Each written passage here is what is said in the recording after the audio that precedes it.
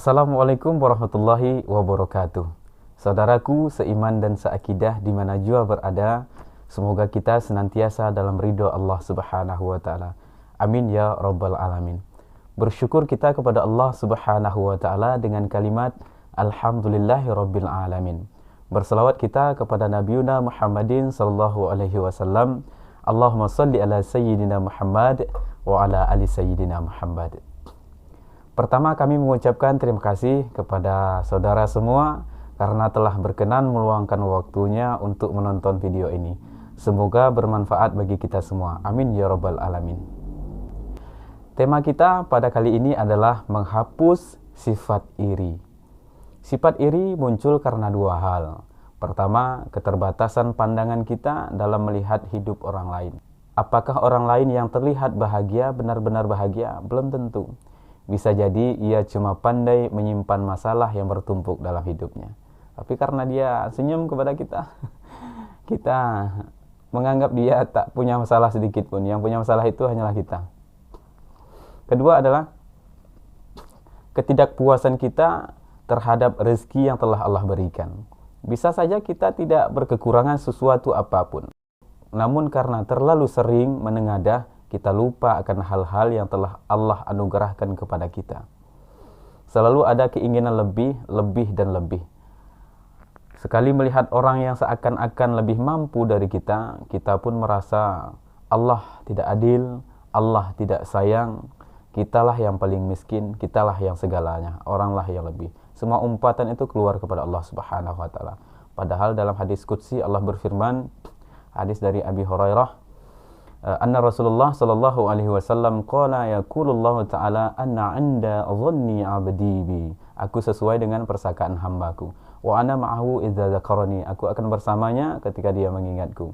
Fa in dzakarani fi nafsi, ketika dia mengingatku dalam dirinya, wa dzakartuhu fi nafsi, aku pun akan mengingatnya.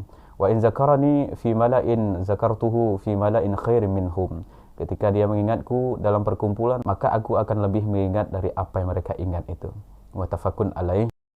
Hadis riwayat Bukhari nomor hadis 6970 dan Muslim nomor hadis 2675. Allah Subhanahu wa taala berfirman dalam surah An-Nisa ayat 32. Wala tatamannaw ma faddalallahu bihi ba'dakum ala ba'd. Lirrijali nasibum mimma iktasabu walin nisa'i nasibum mimma iktasabun. Was'alullaha min fadlihi innallaha kana bikulli syai'in alima. Janganlah kamu iri hati terhadap apa yang telah dilebihkan Allah kepada sebagian kamu atas sebagian yang lain. Bagi laki-laki ada bagian dari apa yang mereka usahakan, dan bagi perempuan pun ada bagiannya dari apa yang telah mereka usahakan. Yang paling baik itu adalah memohon kepada Allah dari sebagian karunia-Nya. Sesungguhnya Allah Maha mengetahui. Ayat ini menjelaskan bahwa ada orang yang mendapatkan bagian yang lebih banyak daripada orang lain. Hal ini wajar-wajar saja. Seperti halnya tidak semua orang bisa menjadi presiden misalnya. Tak semua orang mampu menjadi ulama. Dan tidak semua orang bisa menjadi dokter. Mereka yang berkompetenlah yang berhak mendapatkan hak lebih itu. Daripada iri hati, lebih baik kita senantiasa mengoreksi diri. Siapa tahu memang usaha kita cuma mungkin baru setengah-tengah, sehingga ketika orang lain sudah berlari, kita masih saja merangkak.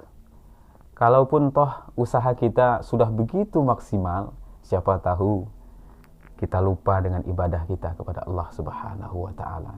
Ini yang sering dianggap sepele. Namun sebenarnya ini yang paling penting. Rajin ibadah mungkin saja menambah pintu rezeki kita. Asal ketika beribadah tersebut kita benar-benar bersetia kepada Allah Subhanahu wa taala, bukan beribadah demi mendapatkan uang. Nah, ini yang fatal.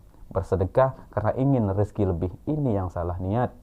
Bersedekah saja, beribadah saja kepada Allah Subhanahu wa taala karena itu adalah perintahnya. Kita sebagai hamba wajib manut terhadap perintah tersebut.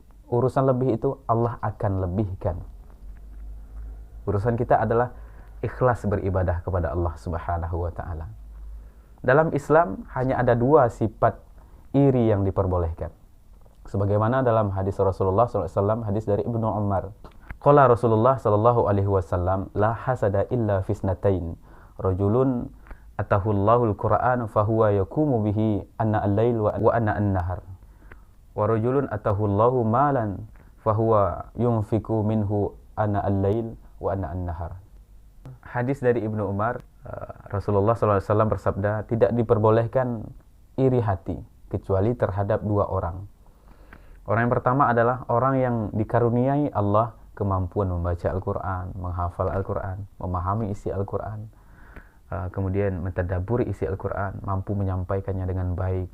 Artinya adalah orang yang alim dalam ilmu agama. Itulah orang yang pertama yang patut kita iri kepadanya.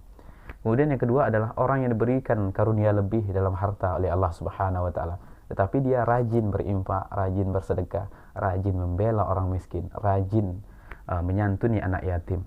Itulah orang yang patut kita iri kepadanya.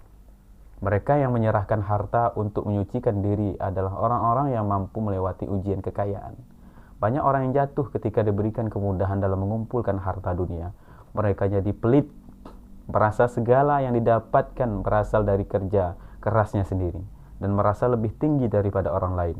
Maka orang yang kaya, yang benar-benar jujur dan murni beramal tanpa mengharapkan imbalan apapun di dunia ini, orang seperti itulah orang yang layak kita cemburui, orang yang layak kita iri kepadanya. Demikian pula mereka yang berilmu dan mengamalkan ilmunya tersebut.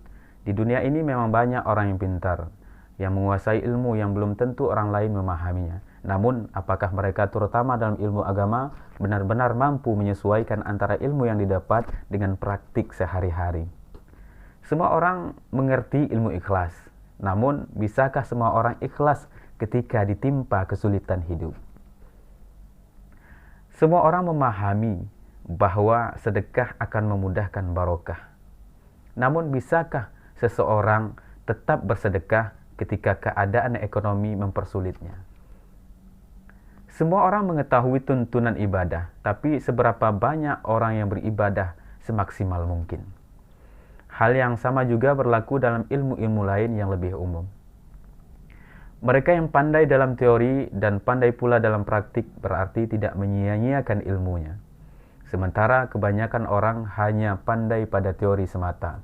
Maka wajar jika kita iri dan ingin bersaing dengan orang-orang yang seperti ini.